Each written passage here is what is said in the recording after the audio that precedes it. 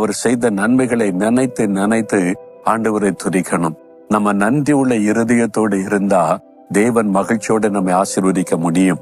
புது வருஷத்துல நீங்க புதிய நன்மை ஆசீர்வாதத்தை பெறணுமானா இந்த வருஷத்துல செய்த நன்மைகளுக்காக ஆண்டவரை சொல்லி சொல்லி ஆண்டவரை ஸ்தோத்திரம் பண்ணுங்க.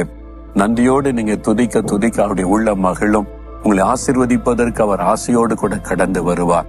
அதனால இன்னைக்கு சொல்றீங்களா, ஆண்டவரே இந்த வருஷம் முழுவதும் என்னை பாதுகாத்ததற்காய் ஸ்தோத்திரம், என் மீறுதல்களை மன்னித்ததற்காய் ஸ்தோத்திரம், எனக்கு சுகம் கொடுத்ததற்காய் ஸ்தோத்திரம், என் ஜெபத்திற்கு பதில் கொடுத்ததற்காய் ஸ்தோத்திரம், எனக்கு உண்ண உணவு கொடுத்தீர், உடுக்க உடை கொடுத்தீர், தங்க இடம் கொடுத்தீர்.